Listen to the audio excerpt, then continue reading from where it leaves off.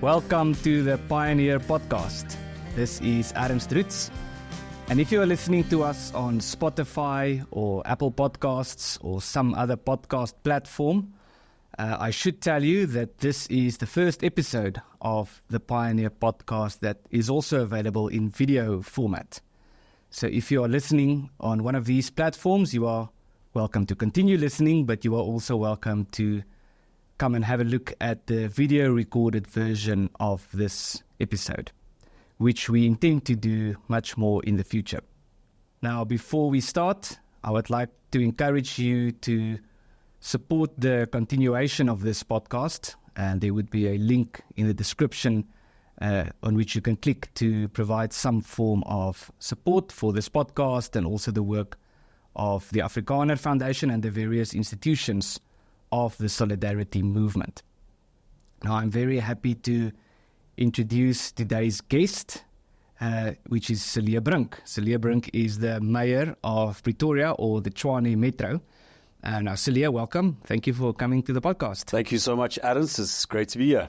Now, Cilliers, maybe a quick intro. We've actually known each other for some time. We went to the University of Pretoria together. We studied more or less at the same time. Yes. I think I was slightly before you, if I recall it, but we both studied LLB, and we actually know each other from then. Yes. And you are now the Mayor of Pretoria, which is the capital city of South Africa. Indeed. But you are also a member of the opposition. So even though you are in the opposition, you are the Mayor of the capital. And you have had a very interesting time, to put it mildly, since becoming mayor. And I should add that Pretoria, or the Tshwane Metro as it is called, is a very big local government or municipal district. It's, in fact, in terms of land mass or territory, the third biggest in the world. Is that correct? And is it correct to say that you've had quite a ride since becoming mayor? Absolutely, Ernst. And just for context, what it means to be opposition, we've got these three spheres of government: national government, provinces, regions, and then the locals. And my party, the Democratic Alliance, has traditionally been the main opposition party in South Africa. And we have been able to win certain metropolitan areas. The city of Cape Town, for example, has been governed by the Democratic Alliance with a majority since, I think, about 2006. But in the rest of the country, the further you move north, the more difficult it is for any party to secure a majority. And so the coalition that is currently in government in the Tshwane Metro, which includes our capital city of Pretoria, it has got a very small majority, and that makes life incredibly complicated. And as you quite rightly pointed out, I mean, we used to be the opposition at national level, and now we're in a government of national unity. But the country is going through a transition on many levels, including a political transition. And the alliances that are formed at national level aren't exactly coordinated or synchronized with those at local level. And that is a source of a lot of friction. Yes. Now, as I mentioned to you before, we started this podcast is largely aimed at an international audience. We have many viewers from outside of South Africa. So it's good that you are sort of explaining the situation. So also for the viewer, the South African viewer, keep in mind we're going to explain it for an audience also that isn't as well in tune with recent developments in South African politics. But there's much that we could say about what's happening in South Africa right now. The ANC, the ruling party that has been in power since 1994, has lost a tremendous amount of support in this last election, dropped from, 59% to 40%, which, as you rightly say, we are now in a government of national unity, which means some of the opposition parties are included. And there's much that we can say about that, and we might go there. What I want to talk to you about is largely what it means, or what we can learn from your experience, what it's like to be the mayor of a major municipal area, with the sort of entanglement that we are in currently, and also what can we learn about coalition politics. So maybe a good way to start in terms of your journey. Shortly after you became mayor, there was this massive strike, 3-month strikes. I've heard that it was the longest strike in the history of Pretoria, and it wasn't incidental that it happened just after you became mayor. What was this about? Because people watching this who live in Pretoria would immediately know what I'm talking about. It was a big deal for people living in Pretoria. Absolutely. And you had to deal with this. It was disruptive and it was terrible. Flashes of Margaret Thatcher in the 1980s came to mind. But perhaps let's start with the politics of it, where we find ourselves. Ernst, when our constitution was negotiated, the system of proportional representation was decided on basically as a way of protecting minorities. At least that was the narrative of it. We'll have checks and balances. We'll have proportional representation because the risk is with constituencies, with voting districts, small groupings in the political arena might not be represented. And I think there was the sense that the ANC would pretty much govern for 48 years like the National Party did, this predominant racial nationalist movement. And I think that's also how they approached politics. They set about shaping state institutions in the image of the party. They followed an approach or a policy of cadre deployment, which basically comes down to political agents of the party are put into technical and managerial positions in the public service. And which is a Cold War term they got from the Soviet Union. Cold War term, no. Leninist, Marxist type of approach of a unity of party and state. Yes. And that came crashing down, and that deteriorated much quicker than anybody anticipated. In fact, in 2016 already, the ANC started losing its majority in the major metropolitan areas, and it was only through coalitions that it was able to win back or hold on to power in key places. But the fact that the ANC followed this approach of cadre deployment, of putting political agents into positions, meant that you had a politicization of your bureaucracy.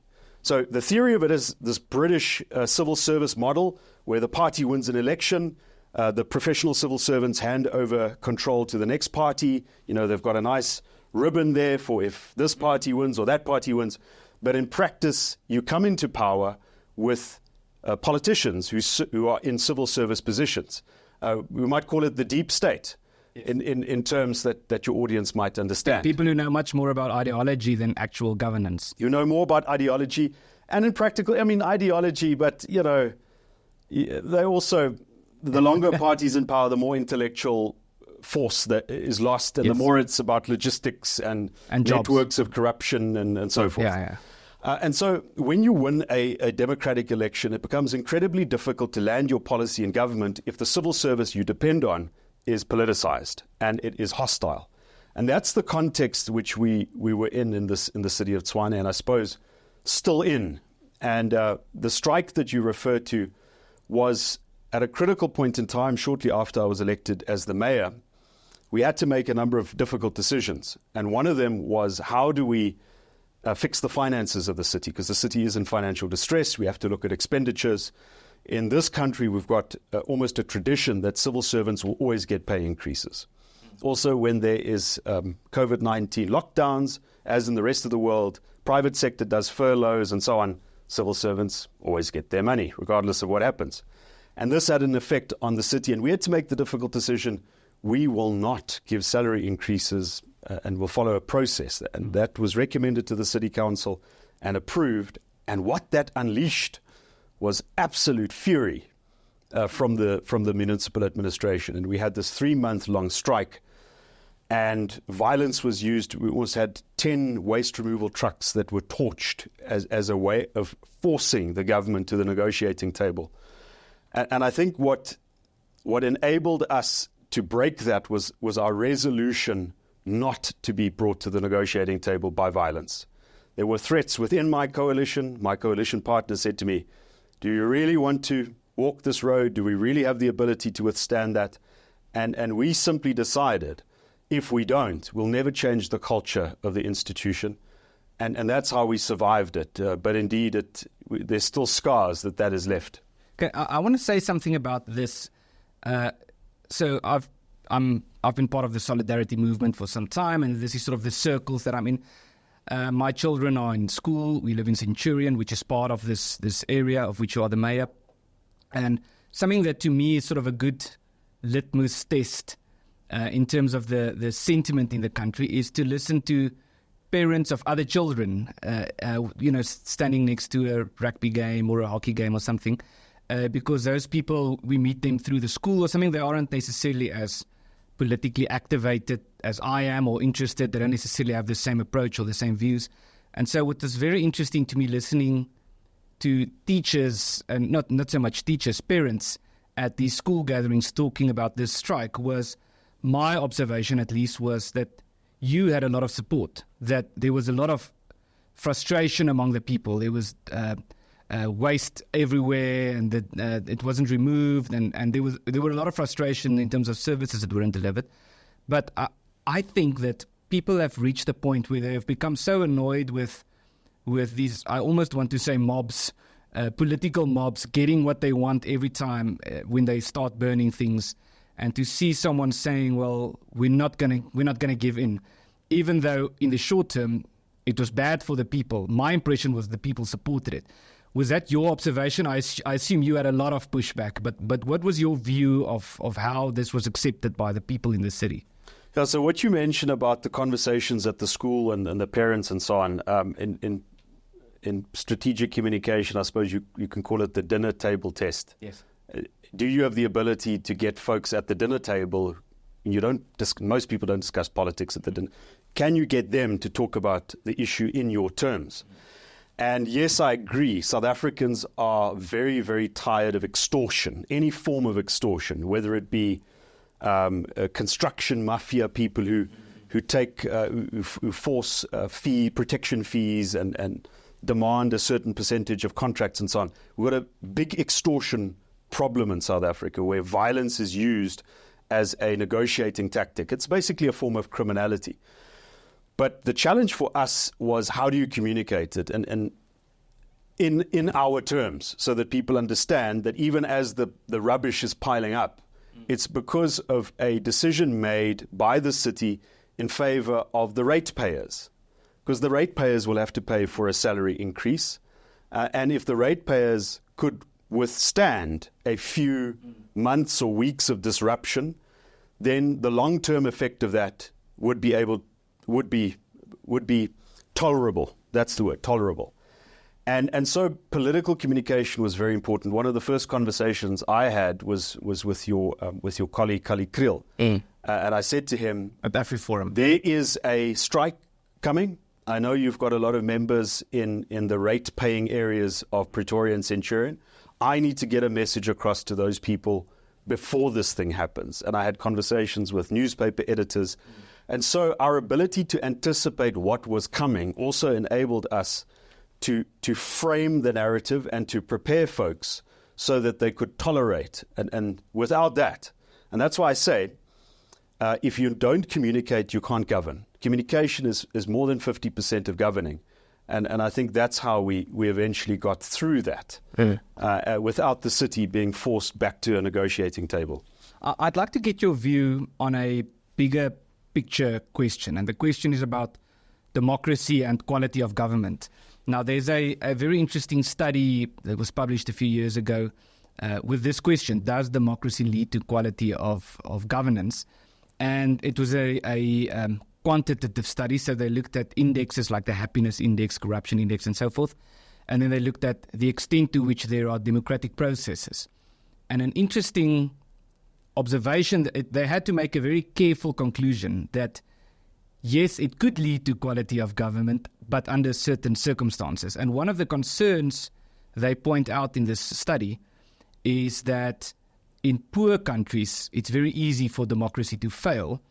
And the reason, therefore, is democracy is essentially a supply and demand system. So there has to be a demand for a good, responsible government, and there has to be supply in terms of a party that offers this. But the problem with a poor country with high unemployment like South Africa is it's sort of incentivized for people to vote for short-term benefits, whether it's social grants or something to that effect, when oftentimes what you mentioned now is oftentimes in terms of responsible government, you need to make long-term decisions that wouldn't necessarily result in short-term relief, but it would be better in the long run. So the point is not to say, democracy is working or it isn't working, but is this something that you are concerned about, that that the pressure that you are getting from the electorate is forcing you in a direction to make decisions that you don't necessarily think ought to be made? Very interesting question. When I think about these things, I'm quite influenced by Fukuyama. Francis Fukuyama. Yes, and he's more of a liberal theorist in the classical sense. And his theory is that your democracy is stronger depending on the stages which the society went through. So if you established a strong central administration first, followed by the rule of law, followed by a thriving economy, and then you introduce democracy, that is the ideal sequence for successful democracies.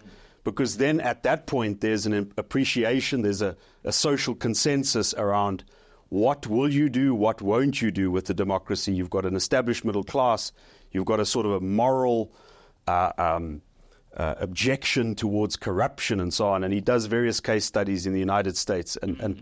But the point is we can't reverse engineer that. Yeah. We are here, we've got a democracy. I think that we have to do our best to make it work. Now, it's a very interesting question that you pose, and that is essentially, does democracy then become like a populist census of the majority? The governing party says social grants, and for many years, the ANC depended on exactly that. They said, it's the governing party that provides social grants. If you vote for the opposition, you're not going to have the social support, or it's going to be fundamentally unfair to you. And it worked. Election after election after election, it worked. But we've now reached the point where that is no longer working.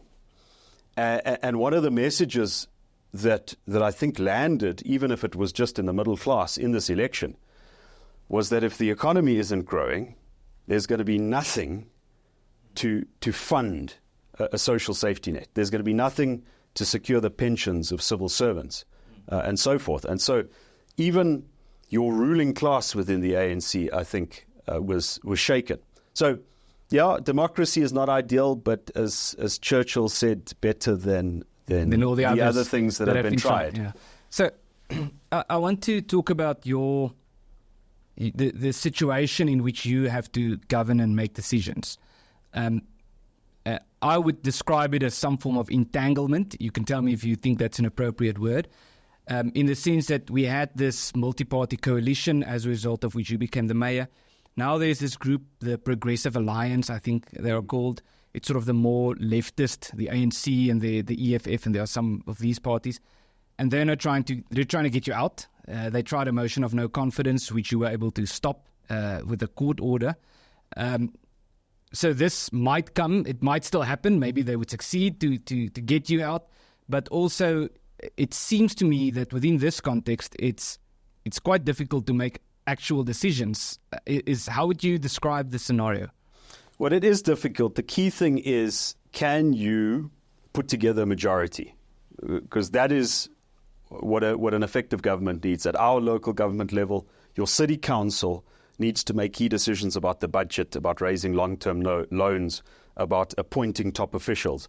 And if you don't have a majority of your minority government, it becomes like a hostage situation. So what complicated our task here in Pretoria, or the city of Tshwane, was that our coalition that is currently in place at City Hall reflects a coalition at national level which has since disbanded. So we had this formation of different political parties, I would say center to center right, that united before the election, called the Multi-Party Charter. It included the Democratic Alliance, my party, and various other parties. And the objective was dislodge the ANC from government and among ourselves try and form majorities. That unfortunately did not happen. But what did happen in the election, this is now the national election, the ANC dropped from 58% to 40%. And the ANC was sort of compelled to look for partners in order to form its own government. My party then decided, in order to keep the radical, hard racial nationalist fringe parties that had broken away from the ANC, to keep them out, go into government, if only to plug that hole, and then try and see what you can change by that position of influence. And now my problem is that new so-called government of national unity, that grand coalition, doesn't reflect the government that I have, and so component parts of that are sort of it's almost a considering their mismatch. future. It's a mismatch between national and local. Yeah. My question then, and to an extent you've answered this now, is to what extent could the frustrations that you are experiencing in terms of the situation with the city of Pretoria, or the city of Tshwane as it is called, to what extent can we expect this to also happen with the government of national unity? Because that's, of course, the national government. And I should say, just for context, that people seem to be fairly optimistic at the moment. A lot of people are very happy that the ANC has lost quite a lot of support. And they are very happy that many of the opposition leaders are now in cabinet, including John Steenhuisen, who's Minister of Agriculture, and Pieter Groenewald, Kaiton McKenzie, and so forth. Members of opposition parties are now part of the government. And now there's some form of perhaps euphoria, but there's an optimism, at least. Almost the type, I want to compare it to the type of optimism we had when Ramaphosa became president. People think, okay, well, we're getting somewhere. My concern is that, and you can correct me if you disagree, but that the question is, to what extent is this a false optimism? In other words, isn't the system rigged to fail eventually? And I'm being deliberately pessimistic for the sake of the conversation. And if that is the case, do opposition parties run the risk of presenting themselves now as the champions of this GNU, this Government of National Unity, which would eventually lead to some form of disillusionment and frustration, and then it's a PR problem? What are your views on this? So where we are now is in the wake of a dominant party coming apart. The ANC has historically called itself a parliament of the people. Trade unionists, communists, social democrats, people in business. And it was held together for quite a long period of time. And over the years, there were factions: the economic freedom fighters, radical, racialist formation, and then Umkhonto we Sizwe, the so-called MK party, that also. So the ANC is breaking apart. And the political calculation which my party, the Democratic Alliance, had quite a while ago is that eventually the political polarity would be between a party such as the Democratic Alliance, center-right, and the hard, radical, racialist component now represented by parties such as the EFF and the MK. And the ANC will come apart basically to those. So the polls will basically pick apart the ANC as it currently exists. And I think that is sort of happening now. To your question, is there a risk? I think there is always a risk. There was a risk in us staying out of the Government of National Unity, and then President Ramaphosa would have been forced to go maybe to the EFF or to MK, and that would have had an immediate negative consequence. So stepping into that void and preventing those parties from getting into government is a preliminary achievement. But at the end of the day, you still need to actually change things. We've got disastrous legislation on our law books, including a national health insurance, including legislation that will give the state the right to take over schools that had a measure of self-government. And unless my party and others in this grand coalition can unpick those policies and actually change things, then the optimism will unfortunately be short-lived. But it is that beachhead that you have to take and see how much you can change. There are other factors as well that we can't account for. Will President Ramaphosa finish his term as the party leader, or will he be voted out? That will have a fundamental effect. And so it would be right to be cautiously optimistic. So use it as a beachhead of opportunity, but don't for a moment imagine that what we had sold as let's rescue South Africa as a political party, that is now mission accomplished, because it's far from being accomplished. Yeah, I think this, you raise an important point sort of between the lines here, and it's something that we've been thinking about a lot, and I know you of all people would have experienced this a lot, is it's very easy to criticize if you are not involved. If you are on the stadium watching the team play rugby, it's very easy to say you should have caught that ball or you should have passed that ball or whatever. The coach should have done that. But if you are in the game, if you have skin in the game and you are in the dirt and it's raining and you have to catch the ball, sometimes you have to make very quick decisions based on limited information or based on unfavorable circumstances. And I think there's an underlying issue here, even regardless of technicalities in terms of how the government is structured, that I think it's very easy to be a social media commentator and to say, oh, you guys ought to be doing this or you ought to be doing that. But at the end of the day, as Theodore Roosevelt said, it's not the critic who counts. And so within these circumstances, you have to make decisions and you have to produce results. But I want to. You also mentioned something that links to another very important point. You spoke about the void. So it does seem that there's some form of a void, a political void already being created or developing in South Africa. And I would say it's going to get bigger with the ANC collapsing. And now the question is what's going to fill that void? And there are different theories and scenarios. One of them is an opposition party could step in or some form of a government of national unity. But there's another side of it that I know you've had some experience with, and me especially. That's the community side, is community institutions such as AfriForum being actively involved, starting institutions, just taking control of things in their streets, for example, or taking away the trash if there's a trash problem. And so this is a rising phenomenon. On the one side, there's the good guys, I would say, in terms of community institutions. And then there's the bad guys in terms of organized crime. And both of these are, to an extent, filling the void. But what we have noticed is that some politicians and some government officials see the rise of community institutions as a threat, as something that's maybe trying to prove that the government isn't working, so we need to do it, or something that has to be sort of oppressed or kept out of the picture. But that has not been your approach, which was quite interesting. You've actually put some emphasis on signing cooperation agreements with AfriForum, for example, and getting these community institutions to be involved by, in a sense, fulfilling certain functions that the government ought to be doing. Is that a correct description? That's correct. And you know, if we had a completely capable state with wonderful developmental capacity, able to fulfill its constitutional obligations, this problem won't arise. But we are going through a process where in large parts of our country, you can see the deindustrialization and the deurbanization.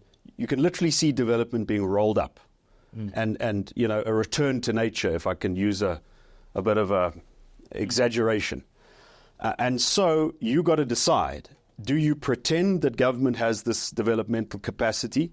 Or do you realize that, no, you've got to do certain things, you've got to make certain plans in order to buy yourself time to build up the state's capacity? And I suppose it's on a continuum. At the one end, there's the opportunity. Let's partner with organizations such as AfriForum or the Black Business Council, interesting other cooperation agreement that we recently signed. And we fill the void and we allow the resources and the capital that already exists in communities to be used effectively in order to keep the basic rule of law, to keep the streets clean and so forth. And that is where our focus is on. But taken too far, the risk is obviously that folks who already pay rates and taxes are going to say to you, oh no, but you know, I'm contributing towards AfriForum. They've got a cooperation agreement and we are cleaning the streets. Why am I paying rates and taxes? And so that risk also has to be taken into account, because that can lead to the breakup of society, the whole legitimacy of the state. And I am in the business of maintaining the Constitution. Yes. I'm not in the business of taking it apart, and I've got no idea what South Africa would look like if it breaks up into enclaves. So it is a major opportunity, and that's how we as a government have treated it, out of necessity, but because also we have these bonds. I mean, we have these links as a political party to organizations such as yours, and we don't see that as a threat. But taken too far, it can be seen as an abdication of the role of government. Yeah, so taken too far, it could lead to Tax revolts. Yeah, what you might describe as anarchy or something like that. But I would say, and I'm sure you would say, that the classical liberal approach to government is to have a government, but to have a small government. Yes. And to Do a few things and do them well. Yeah. Life, liberty, and property is the classical line. Make sure that people are safe. Make sure that people have certain freedoms and that people's property is protected. And a protection net for the most vulnerable members of society. Yeah. So, and I want to ask you something else. Something that you've spoken about, which is very interesting from a managerial perspective, is that Pretoria has a lot of problems that need to be dealt with, but we have a local government that is very limited in terms of resources. And so you've spoken about, instead of trying to fix everything, let's try and identify certain things that we think ought to be fixed. And you mentioned, for example, certain streets and so forth. Could you explain what's your philosophy on that, and how do you decide what ought not to be fixed in that regard? Yeah, you basically have to concentrate your resources. If you dissipate those resources, you'll try and do everything, and the effect that you'll have all over will be so minimal that you don't make a difference. And let me take the issue of the finances. We know that as a city, if we want to improve service delivery, we are going to have to build and replenish infrastructure, build wastewater treatment plants, electricity substations, replace pipes. I mean, we're not at the stage where AfriForum can help us with those things. You know, those big bulk things that determine whether your lights are on, whether you have water, whether the rivers are polluted. And in order for us to replace and replenish that infrastructure, we need to be creditworthy. In other words, we need to go to the market, get a loan to fund infrastructure projects, and we need savings. And so focusing on a simple thing like getting out accurate bills and making sure that your billing disputes are resolved quickly, making sure that services are metered, that is boring stuff.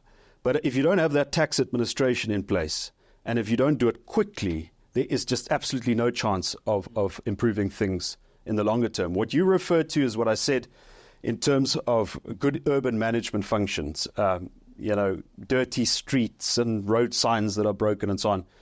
And if you struggle with productivity, discipline and control in your workforce, concentrate them in places and then expand your sphere of control. So identify your corridors of control, do your best job there, and as you improve, you expand it. And it's funny to say this because we're meant to have a functional bureaucracy and municipal administration with 20,000 people working for us. But the organizational culture, the discipline, the basic management arrangements had broken down to such an extent that we almost have to rebuild it from the bottom up. And so to round off or to start closing the conversation, it's clear that there's a lot that you think ought to be done, but now there's almost this cloud hanging over the government's, the Pretoria government's head, or the Tshwane Metro, which is this very serious attempt to get you out.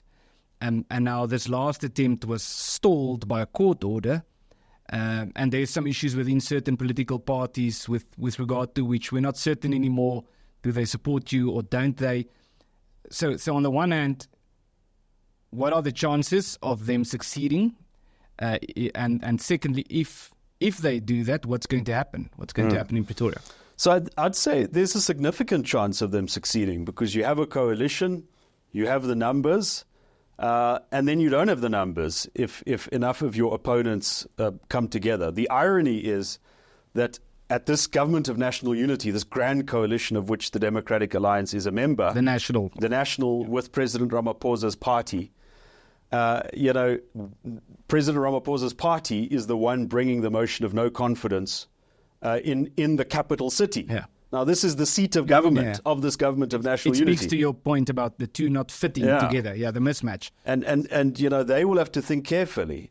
The ANC nationally, President Ramaphosa, they have to think carefully what mandate they give these local guys, because if your capital city is going to be taken over by looting, by racialist, destructive policies advocated by President Ramaphosa's opponents at a national level, it's going to reflect badly on the country eventually. So that could happen. It would be very unfortunate because your cities are a key driver of economic growth. If your cities underperform, if they're falling apart, it affects investor confidence, it affects productivity. So I would almost say, forget about my job and my job security. I'm just a politician. In the broader scheme of things, government of national unity will only succeed if we can get GDP growth up. The economy must grow. That is what determines whether we avoid a fiscal cliff, whether we can fund social development. So a lot of the success depends on GDP growth, and a number of factors feed into that. And that will ultimately be the test, and what I think, instead of my mayorship, should keep people awake at night. So one last question, which is sort of a bigger picture question, and it speaks to your experience. There was a fascinating remark by Bill Clinton, former US President Bill Clinton, sometime after his presidency, I think it was during Obama's presidency, there was a conversation with him and George W. Bush about what it's like to be the president. And the journalist who facilitated the conversation asked the question, what is the most difficult thing about being president? And I have to say, Clinton's answer to me was a fascinating answer. He said, when you're a politician, you campaign on certain promises. There are certain things that you wish to achieve, and you campaign for a certain mandate, and you get that mandate when people vote for you. But the moment when you step into office, you are flooded with stuff happening around you to which you need to respond. And so the most difficult thing about being president, or you could say about being a leader in politics and even outside of politics, is being able to implement your mandate while responding to these things, because you cannot ignore the strike and so forth. So the question is, how do you see that balance happening? Do you think, I mentioned entanglement earlier, if that's the correct word, but do you think you've been able to implement some of the promises you had, as opposed to responding to these problems that you are faced with? That's a very important question. I mean, there's another American politician, I think it was Mario Cuomo, was governor of New York, who said, we campaign in poetry, but we govern in prose. So the moment you step into power, you realize how limited the resources are to implement your governing agenda. And for me, the trick is to realize the moment that you step into power, you start losing that power. It's almost like a hourglass or a bank account that starts running out. And you got to spend your political capital, your popularity. You become more unpopular as a general trend. There might be an upward blip here and there, but it's generally a downward trend. And how much you can fix. Now, for me, the most important achievement of our city administration is we replaced the top management, which was completely politicized, aligned to a previous governing party, with a non-political professional top management. And that will have downstream effects. Of course, that can still be undone at this very vulnerable period of time. But without a capable, professional, I would say non-political top management, civil service, inner city administration, there is absolutely no chance of getting the finances right, fixing the street lights, fixing the stormwater and so on. And if allowed to carry it through, I think in the next 2 to 3 years, we will seriously change the organizational culture. So I'd say that is our most important achievement. But unfortunately, Ernst, after only 17 months, it's still in a very vulnerable position. If the crooks take over now, they can still undo, unfortunately, what we have achieved. Cilliers Brink, thank you very much. Thank you for coming in and having a wonderful conversation. Thank you, Ernst. Hi, I'm Ernst Roets. If you support this podcast and the work that we are involved with as the Afrikaner Foundation and the broader solidarity movement in South Africa, I want to encourage you to become a more active supporter. You can do this first and foremost by subscribing to our various social media channels, by leaving a comment and sharing what you have seen. But other than that, also by making a small monthly contribution to the work that we are doing through the Afrikaner Foundation's website, or by making a once-off donation. Links in the description.